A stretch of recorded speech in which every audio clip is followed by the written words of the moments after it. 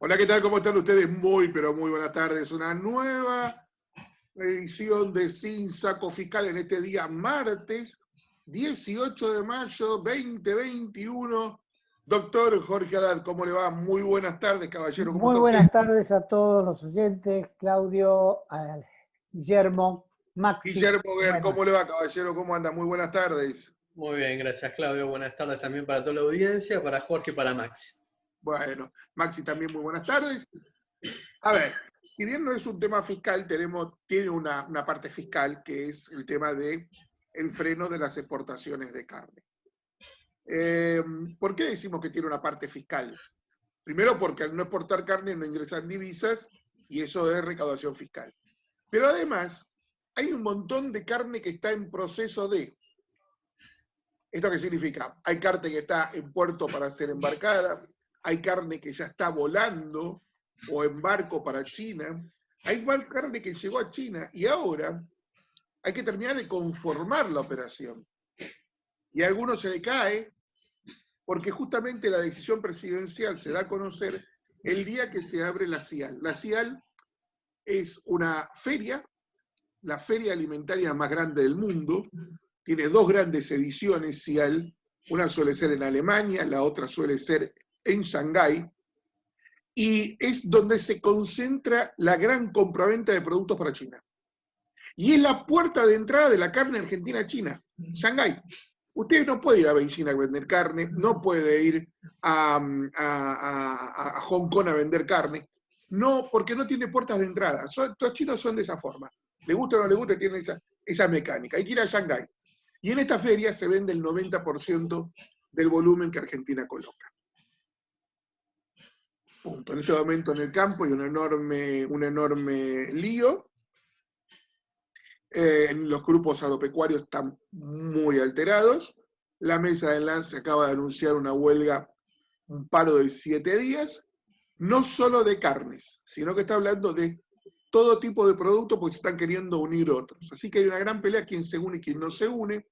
La gente que quiere exportar granos no quiere parar.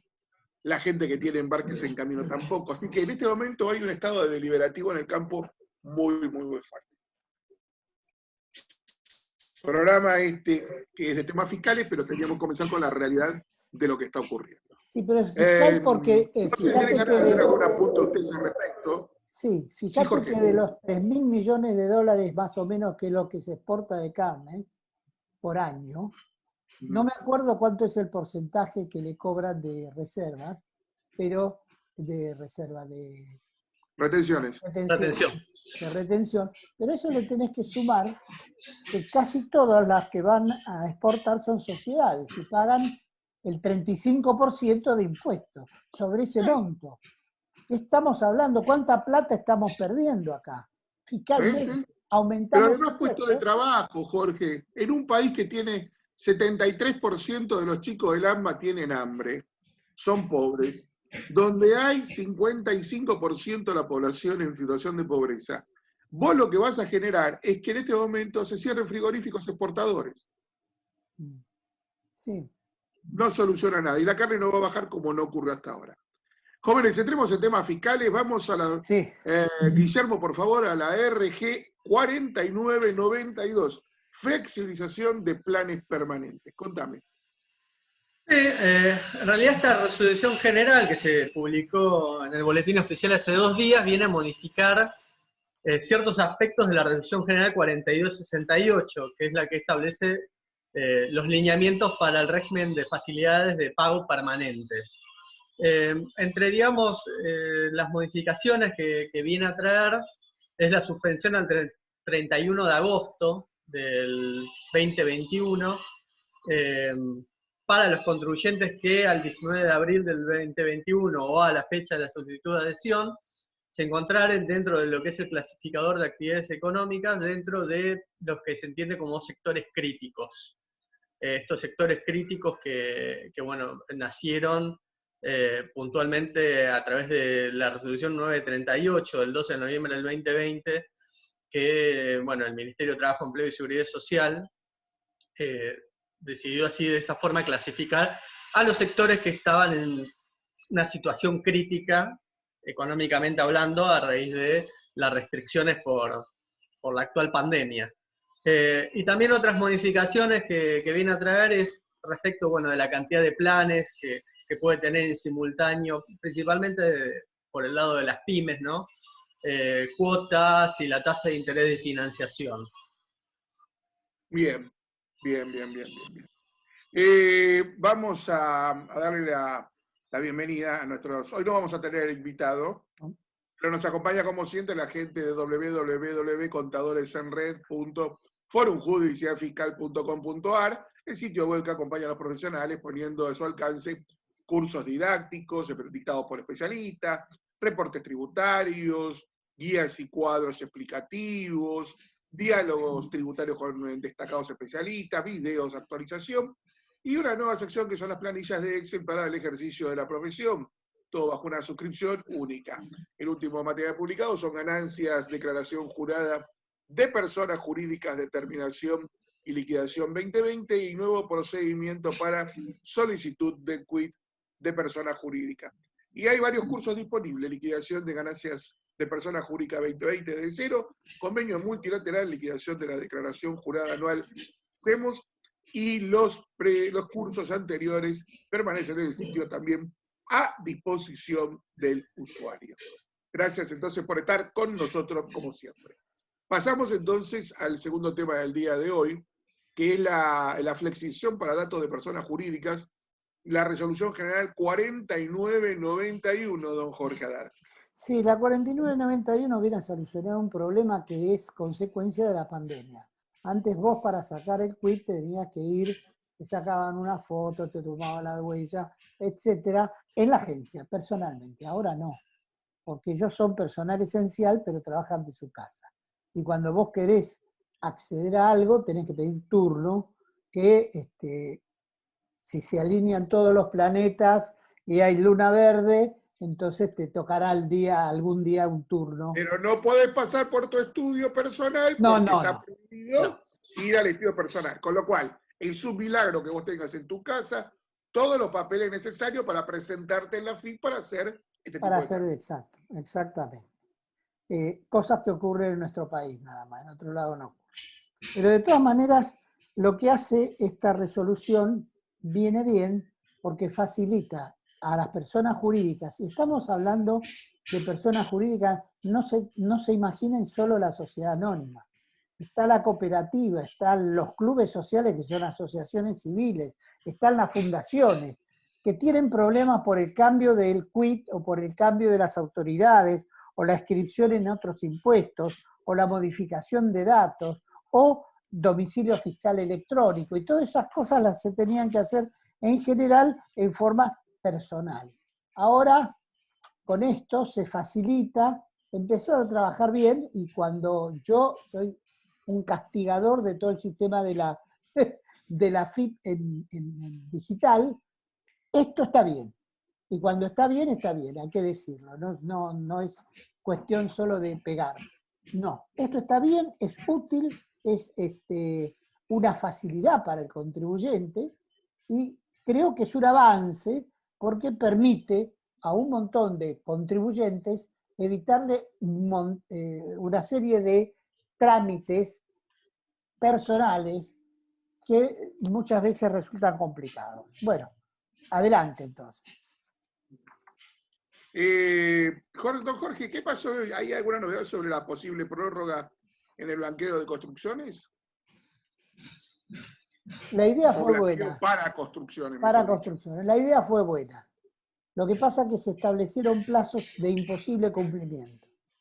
Por la creación de un registro tardíamente, por la reglamentación tardíamente, y porque los plazos ya, por ejemplo, venció el primer tramo de la escala para que yo pueda blanquear dinero pagando el 5%, no el 10 o el 20. No, pagando el 5 ya se me venció. Y todavía no están totalmente instrumentados ni registrados cuáles son los inmuebles en los cuales se puede hacer la inversión para el edificio que está a medio construir o para el galpón que se va a construir.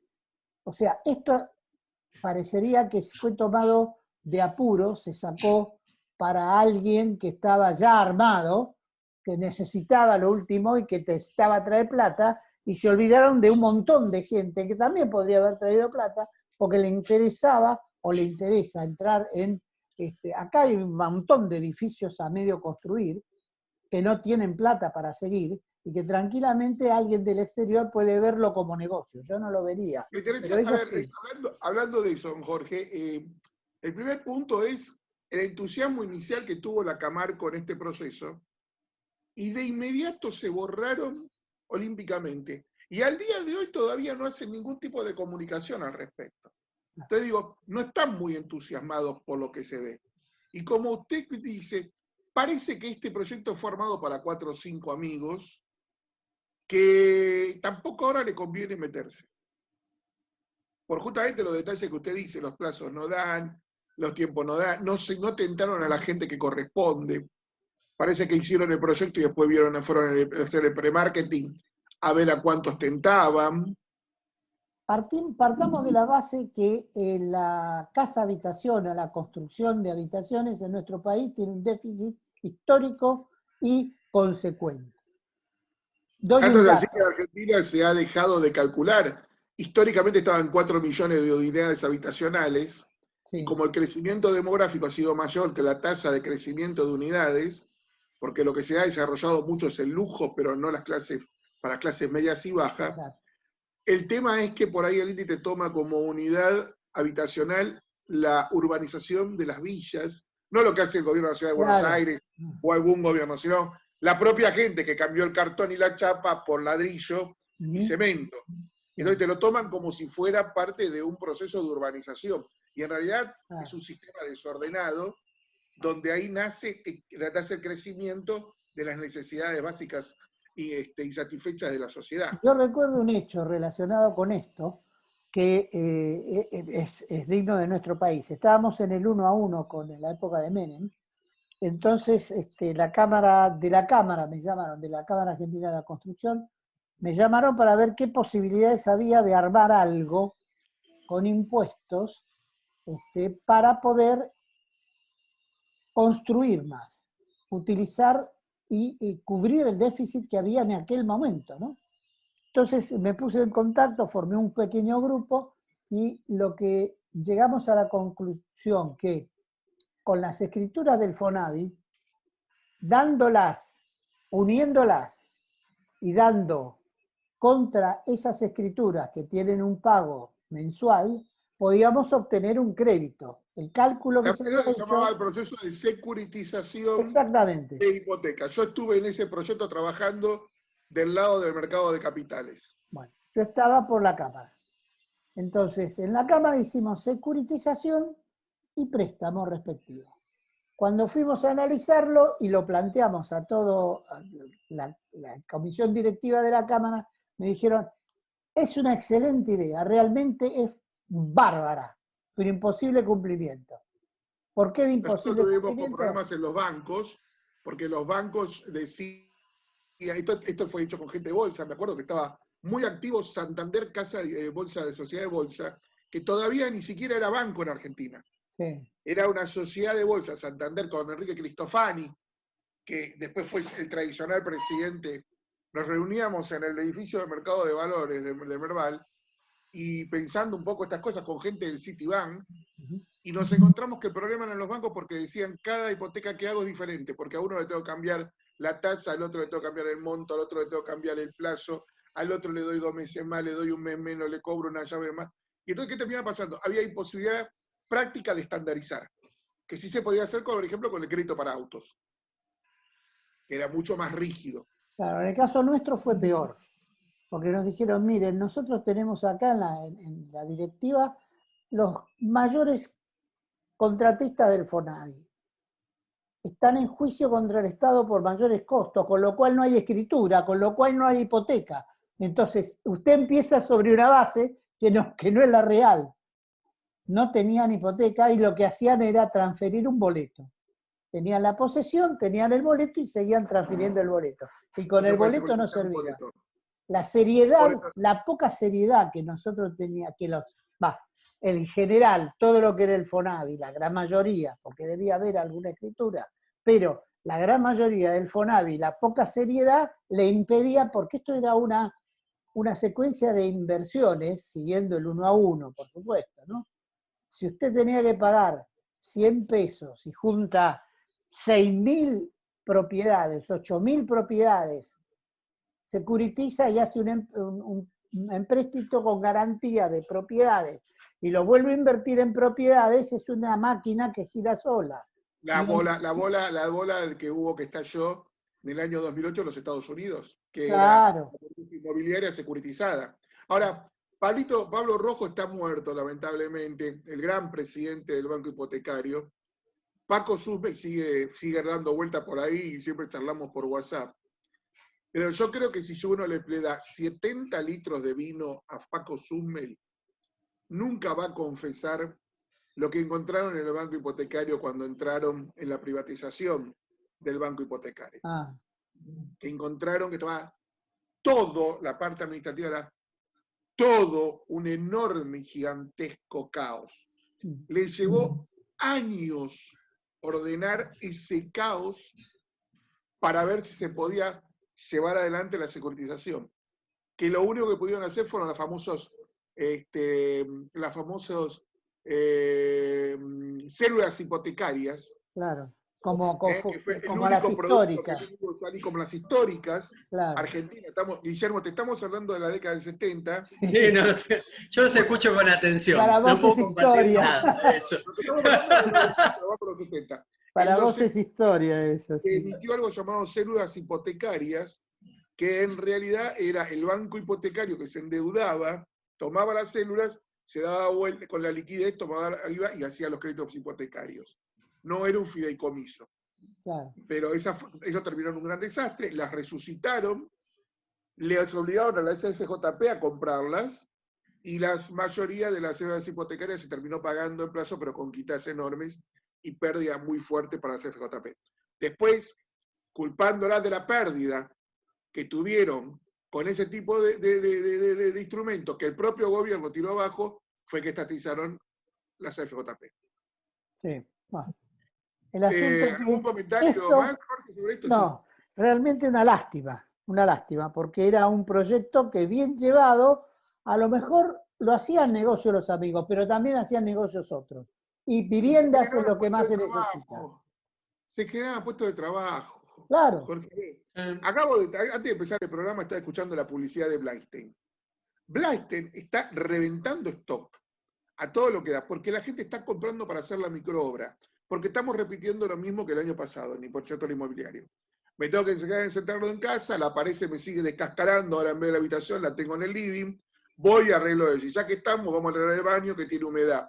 Y entonces, la obra en construcción se está moviendo con microobras muy, muy chiquititas, de unos cientos de miles de pesos como mucho, que son cambiar el baño, cambiar la cocina, un poquito una mesa, en el departamento de al lado cambiar, o sea, poner una cerecita, pero eso no moviliza grande el sector inmobiliario. Exacto. Y esos son puestos de trabajo que no existen. Guillermo, cometí el error de no darte la palabra con el tema del tema carnes y del tema del cese de las exportaciones, por los efectos fiscales que pueden llegar a tener. Discúlpame, contame. No, está bien, no hay problema. Claudio, igual un poquito introduciste en el tema respecto, digamos, y Jorge también opinó respecto de la pérdida de recaudación, principalmente desde el punto de vista de la recaudación que es exclusiva, digamos, por parte del Estado Nacional, que son las retenciones, porque, bueno, de acuerdo, digamos, a la distribución de potestades tributarias que están previstas en la Constitución, todo lo que es recaudación digamos, aporte de retenciones aduaneras le corresponde exclusivamente a la Nación y es algo que no es coparticipable, ¿no? En principio. Y después, bueno, lo otro que mencionó Jorge, que es respecto, digamos, del impuesto a las ganancias también, ¿no? Digamos, no solamente terminan tributando un exportador a través del régimen de retenciones, sino también en relación a otros tributos, como por ejemplo puede ser el impuesto a las ganancias.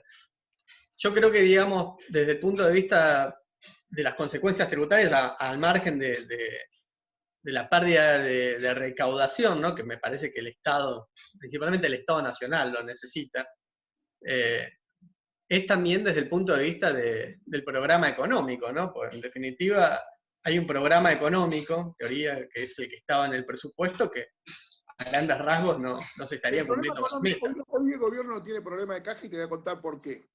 Mm. Te voy a contar por qué. Porque con el viaje que se hizo en Europa, el gobierno ha obtenido postergar el pago del Fondo Monetario, que son 2.650 millones de dólares que vos lo vas a pagar quizás a fin de año, liberaste plata, vas a recibir los DEX, no sabes cuándo, pero lo vas a recibir, son 4.650 millones de dólares que no estaban, ya estás sumando, que es plata que vas a recibir, podés más o menos endeudarte a nivel local para tratar de ganar tiempo y usar ese dinero en tema electoral. Pero además el campo te iba a generar 2.800 millones de dólares por precios mayores. Quizás ahora con el tema de la carne caiga ese número. En pocas palabras, entre lo que te da el campo, van a subir retenciones de trigo y maíz nuevamente, también esto lo voy adelantando. Lo que va a terminar generando que el gobierno va a tener para disponer de gasto electoral arriba de 11.000 millones de dólares. Una cifra jamás vista para una campaña electoral. Cristina fue reelecta con una campaña de 1.500 millones de dólares. Para que tengamos una idea de costo, cuánto nos costó de presupuesto en ese año. Quizás, si haces un hilado más fino, te da 2.500 millones de dólares. Pero hoy el gobierno va a poder disponer, porque es dinero que no vas a tener que pagar, o vas a recibir en algún momento, o vas a recaudar de más, arriba de 10.000, 11.000 millones de dólares. Te digo, no es poca plata. Por eso te pueden dar el lujo de no hacer muchas de las cosas que estamos hablando, que vamos a hablar a lo largo del programa, reglamentar en la FIP el monotributo, que le quitaría por ahí recaudación al gobierno, reglamentar ganancias, que podría generarle también al gobierno alguna caída inicial de recaudación, o sea, toda una serie de medidas, o renunciar al ingreso por exportación de carne. O, Claro. el blanqueo. No, pero al margen de eso, a ver, al margen, digamos que son medidas que pierden recaudación, son medidas que fallaron ya. O sea, esta medida, digamos, es una medida que en su momento se implementó, ya la había implementado Néstor Kirchner. Nos costó 12 millones de cabezas de ganado que nunca recuperamos, nos costó 760 frigoríficos grandes y pequeños que cerraron, y costó decenas de miles de productores chiquititos o medianos. Hubo más concentración en el mercado de la carne, y además lo que terminó generando es que la carne siguiera creciendo de precio. Y es pérdida de recaudación, sigue siendo pérdida de recaudación. Oferta y demanda, a más vaca, menos precio de carne. Pero tenemos, hoy con respecto a ese momento de Néstor Kirchner, tenemos más gente y menos vaca. Claro. Exactamente. Jorge, hablemos un poquitito sobre, a ver, consenso fiscal y las consecuencias. Consenso fiscal. El consenso fiscal tuvo votación ayer en diputados y hubo un voto por dictamen, por la mayoría y otro por la minoría. El de la minoría lo rechazó de plano, todo, completo, ni siquiera una parte.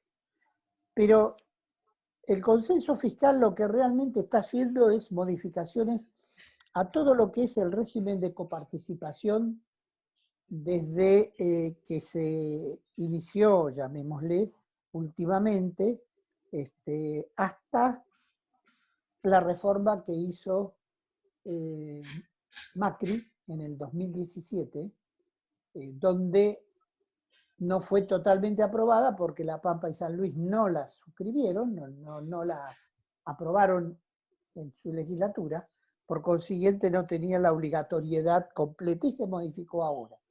Lo que se modifica es esto, básicamente, donde lo que se hacía era a las provincias establecerle un programa proyectado en años donde debían disminuir el gasto público poco a poco, año por año, y debían aumentar la recaudación de impuestos sin aumentar los impuestos, sino haciendo más eficiente los organismos, como se llamen, de recaudación en cada provincia. Y para eso iban a tener la ayuda de la AFIP, importante ayuda de la AFIP. Sobre todo en sistematización Exacto. de la recaudación y la ampliación de la base recaudatoria. No solo eso, sino que a devolución las provincias le tenían que dar a la AFIP la evaluación de los inmuebles año por año de su provincia, cosa que la AFIP no la tiene, y si la tiene mal, la tiene vieja. No es lo mismo, bueno, en cualquier provincia que tomemos, una cosa es la evaluación local, bueno, eso se lo tenían que dar, bueno, esa obligación se mantiene, pero el resto de las obligaciones, por ejemplo, el aumento de impuestos, sin la baja de gastos, aumento de impuestos sin la baja de gastos. Eso se eliminó. Con lo cual vamos a tener, yo no te digo, vamos a volver a la cantidad de monedas que había por separado en otra época, que cada provincia tenía su moneda, pero más o menos van a empezar a cobrar impuesto a mansalva por todos lados. El amigo Salvador Di Stefano, que es un hombre de Rosario, viene anunciando hace más de un mes la intención de varios gobiernos del interior de lanzar cuasimonedas para darse liquidez en tiempos electorales. Claro. Lo que comenta, charlando con él en forma reservada y con fuentes que uno tiene, es que es terrible la presión del Banco Central y del Ministerio del Interior y del Ministerio de Economía para que cualquier provincia imprima algo. Claro. Pero a tal punto que tienen controladas las imprentas, para que nadie se anime a meter un pedido para hacer algún lecó, patacón o lo que quiera. O sea, hay pocas imprentas que pueden hacer impresión de papel moneda. Básicamente todas en su momento, en los 90, lo imprimieron en Chicone Calcográfica cuando era una empresa privada. Nadie imprimió moneda o cuasimoneda en el exterior, con lo cual además sería una impresión, sería una importación. Entonces, hoy Chicone es estatal, que es Casa de la Moneda, y Casa de la Moneda tiene prohibido aceptar cualquier pedido que no sea un billete de lotería para alguna, claro, o un telequín o esas cositas para alguien como ese de las provincias. Guillermo, vos estabas diciendo... No hay lugar donde imprimirlas hoy. Claro. Pero no sea que la traiga en un bolsito por ese. No, lo que comentaba, digamos, es por ahí un poquito, digamos, con lo que decía Claudio, que por ahí la impresión por parte de las provincias de cuasimonedas es el fantasma del 2001 también. Falta que venga el trueque y justamente, digamos... No, hay muchísimo trueque, Guillermo. No, me imagino, pasa que... Si vas a Facebook, sobre todo, la cadena de trueques que hay, estamos en el mejor momento después del año 2001-2002. Estallan las cadenas de trueque. Sí, no me quepa la menor duda. Lamentablemente. No tenía idea. Mirá, por ejemplo, una de las condiciones que establecen es respecto del impuesto a los automotores. Cada provincia podía sacar su criterio, o a su criterio elegir uno de los tantos índices que hay, donde te establecen cuánto es el valor de cada auto, modelo, año, etc. Bueno, la Dirección Nacional de Registros Nacionales de la Propiedad Automotor y Créditos Prendarios, es la nacional, estamos hablando, es la que va a ser la referencia, la única referencia. Y se va a tomar el 95% del monto que se establezca para el Ford Falcon modelo, qué sé yo, 89, 90, bueno, son 10 años, ¿no? Pero estamos, cualquier modelo, el Fiesta de 2012. Ahí está el valor que tiene el modelo Fiesta del 2012. Sobre eso se va a aplicar una tasa del 2%, sobre ese valor. Eso es lo que establecen, por ejemplo, las condiciones nuevas de este consenso fiscal. La otra cara de la moneda es el endeudamiento responsable que había establecido, se había establecido en la época, en el consenso fiscal del 17 con Macri. Acá las provincias no pueden obtener créditos del exterior, no pueden gestionar créditos del exterior, lo tienen que hacer exclusivamente con créditos internos, y el gobierno no va a permitir ni va a avalar cualquier crédito que sea dado del exterior, que normalmente lo que se pide, que se avale con la coparticipación de cada provincia. Lo mismo para las municipalidades. Tengamos en cuenta que en el periodo de Menem, las municipalidades de todo el país empezaron a obtener créditos en dólares, que después hubo que pagarlos, y los pagaron cada provincia, pero sin ningún problema. Había cooperativas, había entidades, había financieras que se pasaban dándole créditos a municipalidades. Acá lo para. Y una cosa que también es importante dentro del consenso fiscal es que las provincias se van a abstener por el periodo de un año de iniciar procesos judiciales y suspender los iniciados relacionados con el régimen de coparticipación federal de impuestos. Pero eso es que esto es compulcar derechos, no corresponde. Bueno, ¿Me equivoco?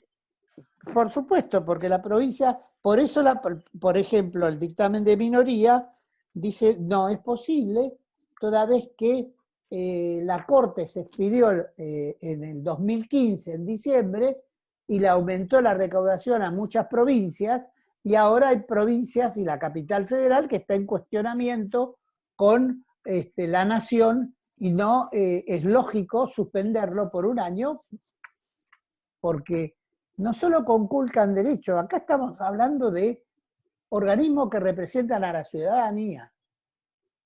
No nos olvidemos de eso. No es un negocio particular en la provincia. En algunas sí, desgraciadamente. Pero la realidad es que, hablando de algunas, sí me cruzó Infran, y parece que tiene un brote de... No, en realidad de pronto descubrió que tenían 5.600 casos que no habían anotado. Ah, era un error de Tenía contable. unos 8.000 y pico, y descubrió 5.000 de pronto. 5.000 que no. Entonces ahí claro. uno entiende que las cifras estaban totalmente manipuladas, Claro. que era lo que decíamos algunos hace 2 meses. Y nos Claro. decían que éramos terroristas, que éramos negativos, que estábamos en contra del sagrado modelo. Consultores políticos, consultores políticos que salen en canales oficialistas diciendo que éramos terroristas, lo que negábamos el milagro sanitario formoseño. Bueno. Bien. Hasta acá lo que es dictamen de mayoría y minoría en grandes rasgos de este proyecto, que calculo que va a tener aprobación, como viene la conformación, y realmente es nefasto, porque el aumento de impuestos ya está hecho, lo que está corroborando es lo hecho y lo que van a hacer. Y lo que van a hacer de ahora en más. Así que, bueno. Mientras que puedan dañar a la ciudad de Buenos Aires, las provincias van a aprobar ese proyecto sin darse cuenta que están dañándose a ellas mismas a futuro. Ah, claro. ¿Y cómo? ¿Y cómo? Porque mañana propios. Claro, porque en realidad mañana van a tener un problema con la nación. Mañana, pasado mañana, siempre va a pasar en algún momento. Va a venir alguna medida oficial que les conculque los derechos o les quita recaudación, y cuando ellos sigan al acorde van a decir ustedes no pueden. Claro, es un año, ojo, pero como todo es prorrogable. En Argentina todo es extendible. Todo es. Claro. Ahora vamos a hablar justamente de uno de esos temas, pero antes de lanzarnos a hablar de ese tema que me interesa muchísimo, es ¿cuáles son los efectos fiscales de la ley de promoción ovina que está lanzando otra ley de Máximo Kirchner, y la ley de biocombustible que también es de Máximo Kirchner? Y en un ratito vamos, mientras que tu comentario, voy a agregar alguna cosita al respecto. Perfecto. A ver, las consecuencias tributarias es que todo es gasto, suma gastos, ¿no? En definitiva, ahora por ahí ustedes pueden hacer por ahí más un pantallazo respecto de la historia de las leyes de promoción, porque ya vienen hace años. Pero las leyes de promoción no dejan de ser una excepción a la regla del principio de generalidad en materia tributaria, porque en definitiva lo que establece es que algunos sujetos que estén ubicados en una determinada zona tributen menos que otros que están ubicados en otra zona, en virtud de una ley que les concede ciertos beneficios tributarios. Pero estos beneficios tributarios también implican una pérdida en recaudación y un gasto para el Estado. Por ejemplo, digamos, la ley de promoción ovina que mencionaste. O sea, implica un subsidio de 850 millones de pesos a, creo, los productores de Río Negro, ¿no? Que también, digamos, es, desde el punto de vista de igualdad y de la generalidad en materia tributaria, es, digamos, una cuestión a tener en cuenta. Y después, respecto de la ley de biocombustibles, y esto en virtud de datos, ¿no? En 15 años que lleva este esquema, hubo débitos fiscales por 6.000 millones de dólares, que implicaron, digamos, en una menor recaudación de impuestos y una pérdida de divisas de 1.400 millones de dólares. Principalmente, digamos, porque por el aceite de soja y de maíz que podría haberse exportado, terminó volcándose en el mercado interno. Con lo cual, a lo que voy, digamos, las consecuencias económicas que siempre hay respecto, digamos, de las leyes de promoción es una pérdida de recaudación, en definitiva, y una importante pérdida de recaudación. Y a lo que voy es que hay muchas leyes de promociones vigentes hoy por hoy en Argentina. Y se convirtieron, y vos podrás corregirme, Claudio, en un mecanismo de negociación política también.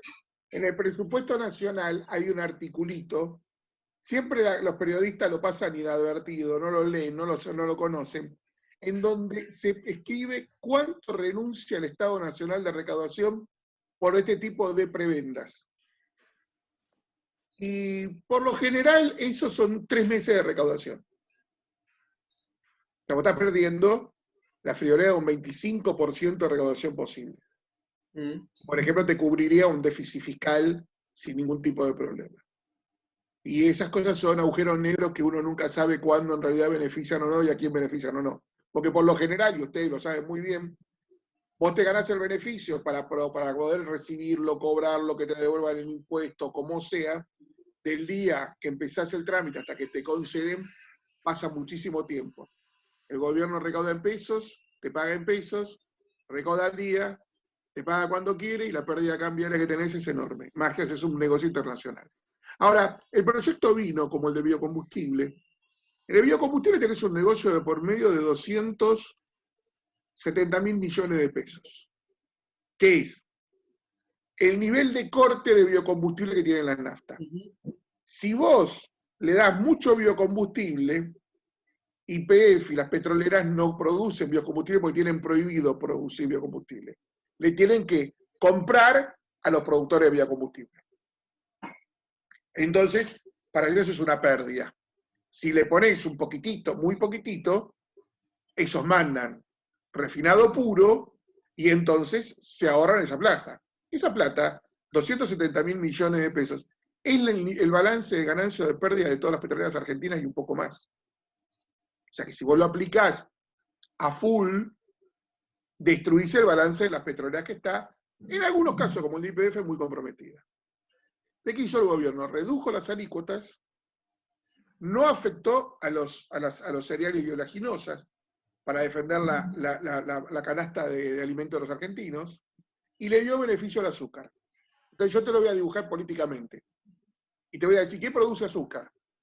Jujuy, que es radical, pero ya casi parece peronista.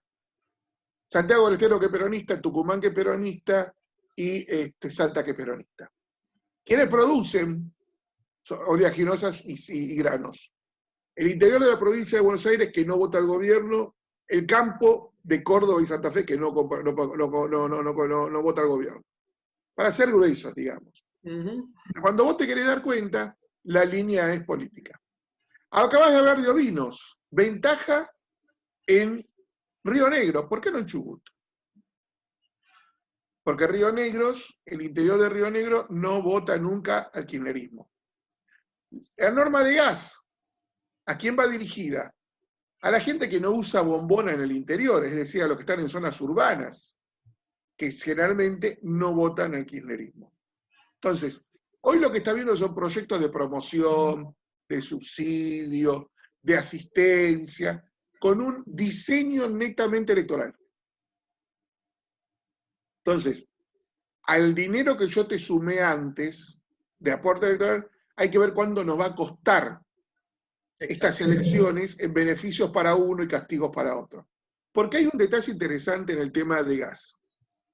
La reducción de hasta 50% de tarifa que van a tener en la Patagonia los clientes de gas no se compensa con subsidio del Estado, se compensa con más tarifa para el resto del país. Bueno, vos, Guillermo, vivís en un country lujosísimo, en no sé dónde, no me importa, y entonces vos podés pagar más el gas. Bárbaro. Yo vivo en Recoleta, border, pero Recoleta al fin, también puedo pagar. El palacete en donde vive el doctor Haddad también. El tipo que vive en una casa pobre en Jujuy, que tiene tanto frío en invierno como alguien en la Patagonia, ese tipo va a pagar el gas más caro. Para pagarle el gas subsidiado a un camionero de Vaca Muerta que gana 370.000 pesos de base. Y ese es el problema de cuando un funcionario decide algo. Cuando alguien dice, de acá para acá sí, de acá para acá no, genera ganadores y perdedores. Y el problema es no olvidarte. A ver, vuelvo a insistir, Recoleta Border puede pagar más gas. Pero el pobre de Salta, el pobre de Jujuy, el pobre de Catamarca o el pobre de La Rioja, no puede subsidiarle el gas a un camionero o a un petrolero que está ganando. El petrolero va a recibir este año en Neuquén 70% de aumento de salario. Decime cuánto van a aumentar los ingresos de un almacenero de San Salvador de Jujuy este año. Aranguren no quería hacer una división de baja de perdón? subsidio. Aranguren. El Aranguren ministro buscó segmentar, no quería hacer una y el problema es que no puede segmentar. No puede segmentar. Mi casa, mi edificio, tiene 40 y pico de departamentos. Aunque te parezca mentira, yo tengo departamentos de 27 metros cuadrados en este edificio, donde viven jubilados. Entonces, si les cobras Recoleta, lo mataste. Yo por ahí tengo un departamento grande en este edificio. Vos tenés muchos lugares en Palermo y en Recoleta y en Retiro, donde vive gente mucho mayor, gente que cobra jubilación, que lo que tiene es un inmueble muy bien posicionado que compraron hace 54 años. Vos no lo podés considerarlo a ese tipo como el valor premium. Si yo al lado mío tengo un edificio, mi departamento, supongamos que el piso vale $2.700, pero si el de al lado, porque lo hicieron nuevo, vale $4.800, no podemos pagar el mismo gas. Al contrario, él tiene una ventaja. Como es un edificio nuevo, es eléctrico, no le van a poner gas. Porque es tanto lío poner algo de gas que él no va a tener gas y yo voy a tener gas. A mí me va a cobrar Recoleta y él va a pagar electricidad subsidiada. Por eso es complejo, con Fernando Meite, Secretaría de Energía, contamos que la segmentación. Pero lo bueno es que la Subsecretaría de Energía acaba de contratar el CONICET para rehacer todas las tarifas argentinas. Bien. Dios dirá que sale de eso. En realidad, a ver, desde un punto de vista de la posibilidad e imposibilidad, o sea, cuanto más datos podría llegar a contar, digamos, el Estado para hacer la segmentación sería más fácil. Que hacia eso vamos, digamos, hacia la implementación de sistemas que cuenten con muchísima base de datos que de acá a un futuro faciliten esta segmentación. Hoy no se puede, tal vez dentro de 10 años sí se pueda. Pero a lo que voy no refutan lo que dijo Guzmán en su catarsis, digamos. Estamos promoviendo un sistema tarifario pro rico. Y la respuesta fue, digamos, ampliemos todavía este sistema tarifario subsidiado, o sea, creemos más zonas frías. Habla con la gente que calefacciona piletas. Claro. La gente que calefacciona piletas, lo que pasó en los últimos 4 o 5 meses. Haciendo obras para mejorar su propio country, para poner en alquiler o en venta, calefaccionaron la pileta. Porque en el costo de gas, en el fondo, sigue siendo un costo de bajo porque está distorsionada la tarifa. Claro. Con un gobierno que te dice que no va a aumentar más del 9% porque le quitas a los pobres, le quitas la posibilidad de perdés votos entre los pobres.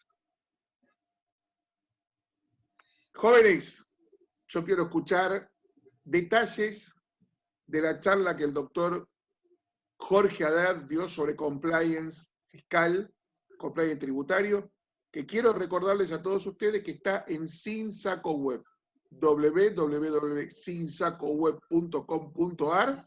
Ustedes entran, van a ver la cara del doctor Haddad, pican ahí y ahí va a salirle todas sus columnas de Sin Saco y Sin Corbata, y además va a salirle la grabación de la charla que tuvo días pasados. Cuéntenos.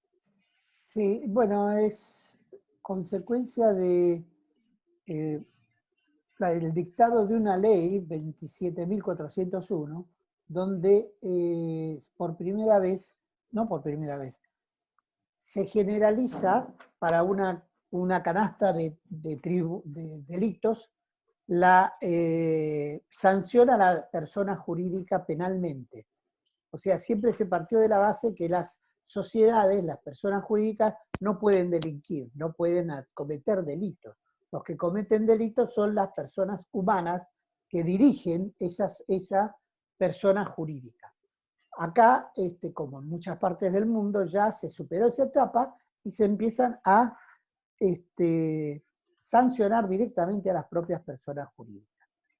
¿Qué es lo que dice esa propia ley? Que si devuelven la plata por corrupción, por ejemplo, devuelven la plata, hacen un compliance tributario, que lo llaman de otra forma, pero no importa, es un compliance tributario y un código de ética, y lo empiezan a cumplir, se los exime de pena a la persona jurídica, estamos hablando. Sería el único caso donde contra todos los convenios internacionales podría existir pena de muerte, porque una de las sanciones es quitarle la personería a la personería jurídica, y sería la pena de muerte, ¿no? Bueno, eso me llevó a replantearme lo que había escrito en su momento, en el año 2011, cuando se modifica la ley penal tributaria y se incorpora dentro de la ley penal tributaria, muchos años antes que la 27.401, la sanción a la persona jurídica en materia de delitos tributarios y de la seguridad social. Analizando los delitos, las sanciones, el último párrafo de ese artículo 14 establece una serie de pautas para que el juez pueda graduar cuál puede ser la sanción aplicable dentro de las 6 que puso en ese momento y qué graduación de la pena puede hacer. ¿Por qué? Porque las pautas que hay para eso son para personas humanas. No sirven para una persona jurídica. El juez tiene que tener algún elemento especial. Y dentro de esos elementos especiales encuentro el cumplimiento de regímenes internos y el control interno de la sociedad de quienes hayan hecho hayan cometido delitos dentro de la empresa. ¿Cómo los controla? Bueno, termina siendo compliance o compliance. O sea que ahora ya no es optativo el compliance, sino que la propia ley te lo transforma en compulsivo, porque en realidad ante el peligro de un delito de un trabajador o de un empleado, vos sos responsable como dueño de la empresa. O la empresa en sí misma es responsable. La empresa es responsable acá. No solo el presidente, que estaba en el momento del hecho y de los que continuaron, sino la propia persona jurídica es responsable acá. Y va a estar sancionada en función de estos parámetros que tiene, que termina siendo un compliance. ¿Qué es compliance? Compliance es algo viejo, es algo que ya hace muchos años se viene implementando, que tuvo su gran salto en el mundo a partir de Enron, que vos lo debés haber explicado 1000 veces, el caso de Enron. Y a partir de ahí empiezan a estandarizarse ciertas normas de aplicación y, por ejemplo, en materia ambiental hay un montón de compliance que se dirigen a preservar el medio ambiente. Por ejemplo, que nosotros no tenemos idea. En materia financiera, los bancos tienen una serie de compliance y tienen grupos de compliance officer, que es la persona encargada. Es aquel que para la fiesta de fin de año no lo invitan nunca, porque está continuamente molestando a todo el mundo. Esto no, esto sí, informame de esto, informame del otro. El regalo que le hacen al presidente de la empresa tiene que declararlo, porque si no es falta de ética, del código de ética. Bueno, toda esa serie de cosas que tiene una contracara en materia tributaria. Si yo hago un protocolo de actuación en materia tributaria, independientemente de cumplimentar las leyes, las obligaciones que me dice la ley, que me obliga la ley, si yo hago un protocolo que me autoobligo en cosas y elementos adicionales a eso, por ejemplo, en caso de duda o de dos opiniones divergentes sobre este tema, vamos a utilizar la respuesta que nos dé un consultor externo. Entonces, nosotros en protocolo tenemos una discusión, podemos tener 400.000 con los impuestos que tenemos acá. Bueno, consultamos un consultor externo que nos informe y hacemos lo que nos dice. Eso lo hace como protocolo. Normalmente se piensa que esto es una burocracia más. En cierta medida es algo de burocracia más, pero que tiene un rendimiento muy Es una burocracia que molesta hasta que se produce un hecho. Hasta que se produce un hecho. Siempre son esas cosas que vos decís a la empresa, no me rompas más, exacto, no me joda con más papeles, qué manera esta gente de perder plata nos hace tener un costo enorme, y un día te das cuenta que te está salvando de cientos de millones de dólares, claro, en una gran empresa. Por ejemplo, cuando te vienen, el clásico de Argentina, cuando te vienen a impugnar el crédito fiscal porque considero que el proveedor tuyo no existía. Entonces, Luis Echeverri, presidente de la Sociedad Argentina, ex ministro de Agricultura de Mauricio Macri, acaba de tener una pérdida enorme, un juicio con un castigo enorme, que le ganó justamente un juicio que comenzó normal por el destino, cambiar el destino de un crédito en una sociedad agropecuaria. O sea, los acusó de pedir un préstamo al Itaú para la sociedad agropecuaria, que no recuerdo el nombre, y que ellos lo destinaron a otro sentido. O si hubiese tenido compliance, eso nunca hubiese podido ocurrir. Claro, claro. O se hubiese documentado de cierta forma, y el juicio ese nunca había pasado. ¿Cuál es el punto? Tienen que devolver, creo que pidieron $500.000, tienen que pagar una multa de $800.000. Claro, claro, ese es el tema. A vos te impugnan un crédito, y con esto redondeo un poco la idea, y cuando viene la AFIP te dice, señor, no tenía capacidad económica. ¿Por qué? Porque no pagó los impuestos, no tenía propiedades, no tenía empleados. Mire, eso es un problema de la AFIP con ese proveedor mío. Ahora, el proveedor mío conmigo, mire, acá tengo esta carpeta. Tengo el teléfono de él, esta es la tarjeta de él, en la página web estaba acá, él me entregaba con tal camión, con tal chapa, con tal conductor, me entregaba, el peso era de la mercadería que traía era esto, yo le pagaba con cheques que estaban numerados, están cheques a la orden de él, o cheques directos, depende de la época, ¿no? A veces le pagaba en efectivo, también me daba un recibo, me hacía una factura, yo controlaba si la factura formalmente era procedente, entonces hacía todo este proceso, y este señor vivía en tal lugar, tenía tal cosa. Yo no soy Sherlock Holmes, pero tomo mínimos detalles adicionales a los que normalmente podemos llegar a tomar. Con lo cual, como dijo... Perdón, redondeo, y con esto redondeo.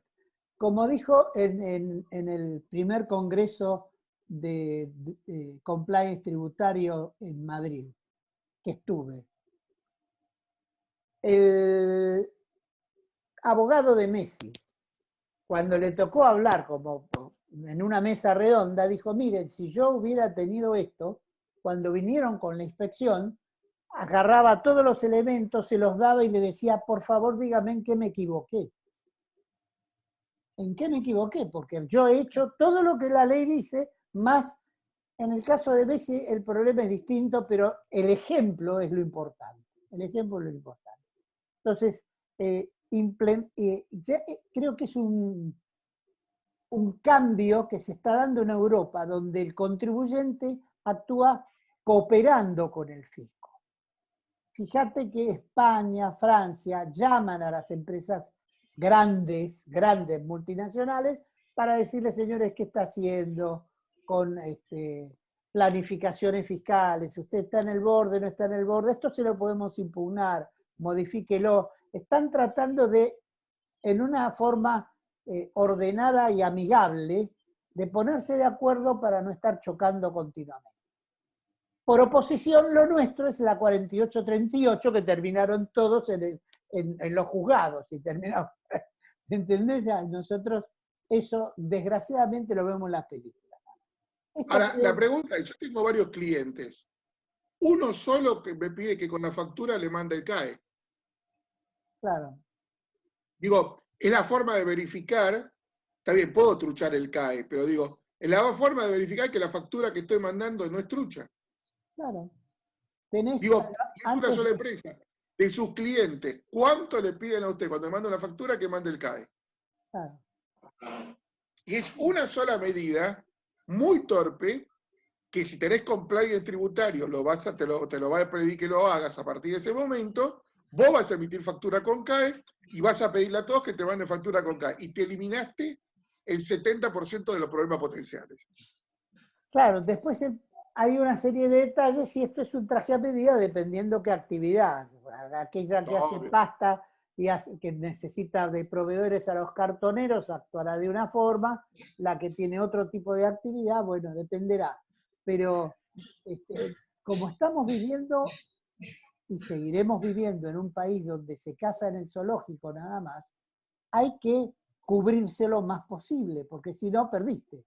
No tenés, estás dentro de la jaula, no tenés cómo escaparte, ni siquiera ir a dar una vuelta y charlar con la jirafa. Acá no podés hacer absolutamente nada, te tienen acorralado. Entonces, esta es una de las soluciones previstas en la ley. Fíjate que hay una ISO 37001 que es el compliance penal. La norma ISO no tiene norma IRAM correlativa.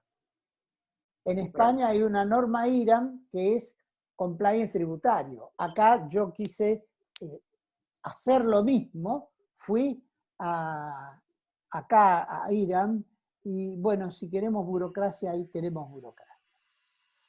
Me dijeron que eso no era de competencia de las normas IRAM, que eso era un problema de los contadores, que los españoles eran unos chantas, que ponían cualquier cosa en la UNE de ellos, que la IRAM nuestro. Y bueno, por supuesto me tuve que inscribir, a esperar la reunión, fundamentar la reunión y después me fui. Pero así estamos con nuestro país. Bueno, redondeado. Guillermo, hablemos un poquito del Consejo Provisional de Ciencias Económicas de la Ciudad. ¿Qué hizo? Le mandó una nota a la Marcó del Pont para pedirle que de manera urgente reglamente la ley de impuesto a las ganancias, que bueno, se le atribuye Sergio Massa esa ley, ¿no?, de reforma de impuesto a las ganancias, y también las escalas del monotributo. Hasta el momento la FIP todavía no reglamentó esos dos aspectos. Hoy creo que vos me habías mandado, Claudio, que la UCR también exhortó ya a la FIP para que reglamente una buena vez la ley de impuesto a las ganancias, en relación, digamos, al beneficio que estarían teniendo asalariados y jubilados respecto, bueno, de las retenciones que le hacen sobre sus haberes. Bueno, eso es un tema interesante porque tanta difusión se le dio a la medida de que tanto beneficio iba a generar y que en definitiva era una medida electoral también, Claudio, como la que vos mencionaste anteriormente, que no se está poniendo en práctica básicamente. No. Algunos dicen que está postergándose por temas electorales justamente, para que el dinero llegue más cerca de las PASO, pero como sea, no instrumenta. La FIP está Absolutamente, en los temas importantes está absolutamente inmóvil. Ahora, para joder al contribuyente, en estas circunstancias está muy activa. Muy, muy activa. Y acá, bueno, quizás también está el otro tema de Jorge, que es el tema de alguna novedad que pueda haber con bienes personales, ¿no es cierto, doctor? Y sí, bienes personales, desgraciadamente, como vos lo venís diciendo desde hace tiempo y me lo vienen diciendo, el impuesto a la riqueza no va a ser por una vez, lo van a ampliar, lo van a aplicar por varios años. Ya lo decidió el Instituto Patria, lo van a incluir en bienes personales. Entonces, si lo incluyen en bienes personales, eso es la hecatombe para la gran mayoría de los contribuyentes, porque no te conviene tener personalmente absolutamente nada. Pero porque además te carcome capital. Si vos sos un súper rico, que generás constantemente riqueza por muchos miles de millones de pesos, por ahí el impuesto es repositorio. Podés renovar el stock y no se te va a caer. Ahora, en ciertos niveles donde estás en la línea, en muchos casos te está empezando a comer el capital. Es así. Más teniendo en cuenta que la filosofía con la cual actuaba el inmigrante que vino acá, el abuelo, era comprarse su casa, no alquilar, sino comprarse su casa, y comprar 1, 2, 3 propiedades para que sirva de jubilación, porque no creían en la jubilación. Porque los valores de alquiler no te permiten, vos te estás ganando con un alquiler en el mejor de los casos 4% del valor del inmueble, y el impuesto ¿cuánto es? Claro, quizás si sumás es más del 4%, sumás los impuestos que te caen, te comió la rentabilidad, no te quedó nada para vivir. Entonces, y la casa se te va deteriorando año a año, porque tenés que ponerle plata para el plomero, para el albañil. Si tenés 10 casas, como hacían los viejotanos, tenés que mantenerla todo el tiempo. Claro. Eso insume capital. Claro. Y va a llegar un momento en que tenés que vender la propiedad. No te queda otra. Entonces, ese es el problema. Lo planteamos en este programa, pero lo planteamos también en Sin Saco y Sin Corbata. Apenas salió el impuesto, que si permanecía en el tiempo, en 20 años te comía capital. Claro. Entendiendo que no lo reproducís. Exacto. Entonces, desgraciadamente, si esto es así, va a ser un caos, ¿no? Va a ser un caos. Vamos entonces con el último comentario. ¿Es algo que quiera hacer algún aporte, Guillermo, sobre este tema? No, a ver, me parece, claro, no, a ver, desde el punto de vista también de las inversiones, es una mala noticia, es una pésima noticia. De hecho, ya, digamos, el aporte lo que generó es una migración masiva de grandes riquezas a Uruguay principalmente. Esto consolida la idea, entonces, en definitiva, el Estado, o por lo menos estas medidas que se están tratando de llevar a discusión al Congreso, lo que generan es básicamente pérdida de recaudación también. Vamos siempre a lo mismo, a ver, estamos perdiendo recaudación y estamos generando más gasto, con lo cual no te va a dar nunca, digamos, el equilibrio fiscal que necesitas, ¿no? Sí. Es grave. Doctor, vamos entonces con el último tema del día de hoy, la sentencia famosa del HSBC. Lo teníamos la semana pasada, pero como tuvimos un programa muy sustancioso, lo dejamos justamente para hoy. La sentencia se origina en el 1 de julio del 2006, cuando el Hexagon Bank Argentina, que era la ex Banca Nacional del Laboro, fue absorbido por el HSBC y tenía un proceso de determinación de oficio en curso. Y como consecuencia de ese proceso de determinación de oficio del Banco Nacional del Laboro, en el ejercicio 98 viene una impugnación por impuesto a las ganancias. Estamos del 2006 al 98, cojo las fechas. Un ajuste en materia del impuesto a las ganancias, donde le aplican el ajuste del impuesto más intereses más multas. Eso es apelado al Tribunal Fiscal, el Tribunal Fiscal le da razón al fisco, y lo que hace el contribuyente, ya es el HSBC, es pagar inmediatamente después que tiene la sentencia del Tribunal Fiscal, paga y apela a la Cámara. La Cámara revoca la resolución. Y le pide al fisco que haga una reformulación de los montos, porque había que devolvérselos al contribuyente. Y el problema que se genera acá es de a partir de cuándo comienzan a correr los intereses. Desde el momento original de la determinación de oficio, como lo pedía el HSBC, cuando apeló al Tribunal Fiscal desde ese momento, o que era exigible, porque ahí es donde podía la AFIP pagar, principio solver repete, o como ellos pagaron desde el momento en que pagó, que fue la posición del fisco. Después de un análisis que hace la Cámara de Apelaciones y apelaciones a la Corte que fueron todas rechazadas, ambas partes, la Cámara resuelve que esto es un pago a requerimiento y es un pago realmente, el original es un pago a requerimiento. En cambio, cuando apela a la Cámara, no dice precisamente que no es necesario en ese momento de la apelación tener pago todo lo que se está apelando. Entonces, ese no es a requerimiento, sino que es un pago voluntario, que tiene otro tipo de interés y que comenzaría, y resuelve así, que comenzaría a partir del momento en que apeló a la Cámara, habiendo hecho el pago, apeló a la Cámara los intereses que le tiene que pagar el fisco, y no desde el 2006, que es lo que reclamaba el HSBC. Hay una diferencia de casi 5 años de intereses, que es mucho.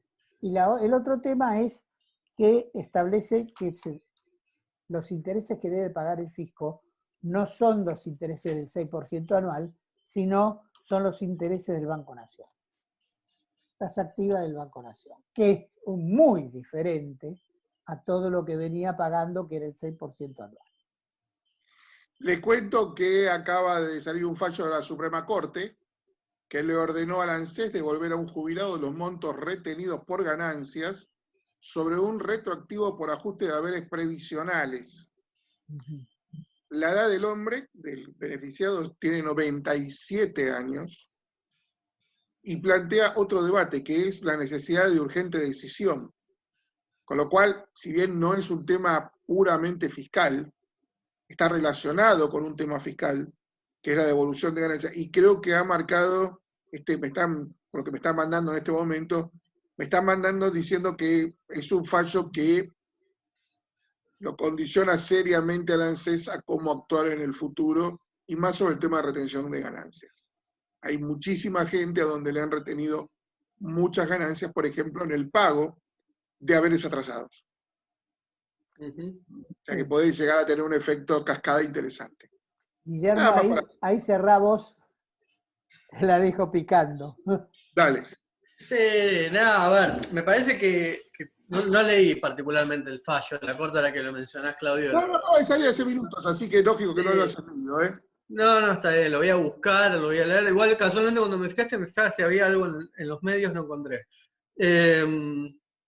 Pero me parece que, digamos, más allá de la bajada de línea en CES, me parece que debería, no sé el contenido, repito, pero deberían exhortar a que haya un mecanismo más ágil para la devolución.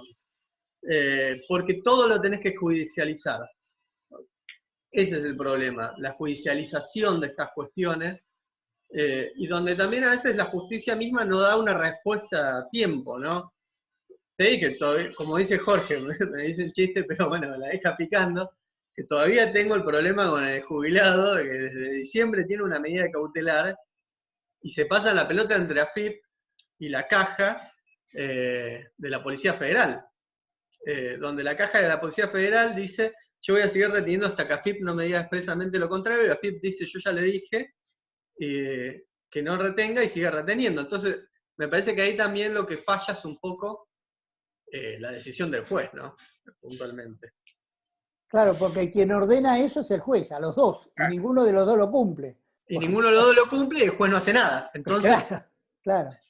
Tenemos dos problemas: judicializar estas cuestiones, que no deberían llegar a la justicia, y por el otro lado, que tampoco la justicia es activa en el cumplimiento de lo que la propia justicia Además, con la ordena. gente que estamos hablando, son gente tan mayor de edad que en muchos casos mueren, y después tenés que darle un problema de sucesión, con lo cual la justicia, si llega no tarde, tardísimo. Claro. Sí, no, por supuesto, claro. Por supuesto. Y acá es doble, porque no solo es el problema del impuesto a las ganancias cuando se paga la jubilación, sino los retroactivos por mala liquidación de la jubilación, que también lo tenés que judicializar para poder cobrar lo que realmente te tendrían que haber pagado de entrada la ANSES por el hecho de jubilarte. O sea, vos tenés la sentencia en Cámara y por una decisión de Cavallo, estamos hablando Cavallo en la época de Menem, obliga al ANSES y al PAMI a que todo sea apelado hasta la Corte. Las liquidaciones mal hechas por diferencias de jubilación. No estamos hablando del impuesto a las ganancias sobre la jubilación, sino sobre la propia jubilación. Y así tenemos casi 400.000 casos, expedientes, que están... Sí, pero bueno, no todo es culpa de Cavallo, porque después de Cavallo se fue del gobierno, se fue Menem, y ningún otro presidente, claro, ningún ministro de Economía cambió eso. No, yo digo desde Cavallo por la fecha, no por el único culpable tipo de... que hay que reconocerle acá, que intentó cambiar eso, se llamó Mauricio Macri, que trató de pagar mayor cantidad de sentencias, y en el camino volvió a producirse otra nueva ola de juicios que volvió a generar, por un problema también con Macri en cuanto a la liquidación de aumentos jubilatorios. Digo, otra ola de juicios que volvió a descompensar los números. Es así. Jóvenes, creo que hemos tenido un interesante programa con una nutrida agenda, con lo cual es momento de despedirnos. Guillermo Gert, muchísimas gracias a usted por haber estado con nosotros. Doctor Jorge Adán, gracias. Gracias. Maxi Lagorio se ha retirado, pero le damos un abrazo muy grande. Él está en la parte técnica de este programa. Aquí termina hoy esta edición de Sin Saco Fiscal. Mañana, Sin Saco Energía con el señor Fernando Meiter, y si aparece Guillermo Carril. Y con el día jueves, con la señora Clara Scalarini y Pablo Olivera da Silva, Sin Saco Política. Cargadito. Y el domingo nos encontramos con el doctor Adán, si Dios que lo quiere, nuevamente en Sin Saco y Sin Corbata. Chau, gracias. Nos vemos. Hasta luego.